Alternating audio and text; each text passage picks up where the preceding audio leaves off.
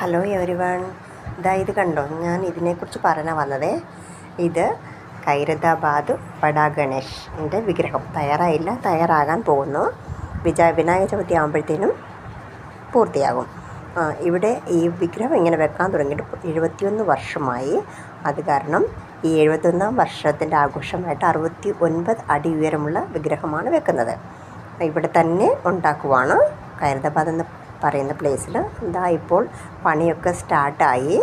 മണ്ഡപമൊക്കെ ഒരുക്കാൻ തുടങ്ങി, അത് കെട്ടാൻ തുടങ്ങി. ഇവിടെ തന്നെ തയ്യാറാക്കും 69 അടിയുള്ള വിഗ്രഹം. എന്നിട്ട് ഇതെല്ലാം പൂർത്തിയാക്കി കഴിഞ്ഞിട്ട് വിനായക ചതുർത്ഥി എല്ലാം കഴിഞ്ഞ് നിമജ്ജനം ചെയ്യുന്ന സമയത്ത് ഒരു വലിയ ലോറിയിലോ അതിലാക്കിയിട്ട് കൊണ്ടുപോകും. പിന്നെ അത് വെച്ചേക്കുന്ന അതേ സ്റ്റാൻഡോട് കൂടിയാണ് കൊണ്ടുപോകുന്നത്. കാരണം എടുക്കാനും ഒന്നും പറ്റില്ലല്ലോ, വലിയ വിഗ്രഹമല്ലേ. ഇതുണ്ടാക്കാനുള്ള സാധനങ്ങളൊക്കെ കൊണ്ടിറക്കിയിട്ടുണ്ട്. മണ്ഡപം കിട്ടുവാണ് ഇപ്പോഴേ. ഇതെല്ലാം കഴിഞ്ഞിട്ട് ഞാൻ വിഗ്രഹം ഇട്ട് തരാം. എനിക്ക് കഴിഞ്ഞ വർഷം എടുക്കാൻ പറ്റിയില്ല. ഞാൻ വേറെ കുറേ വിഗ്രഹങ്ങളൊക്കെ ഇട്ടിട്ടുണ്ടായിരുന്നു.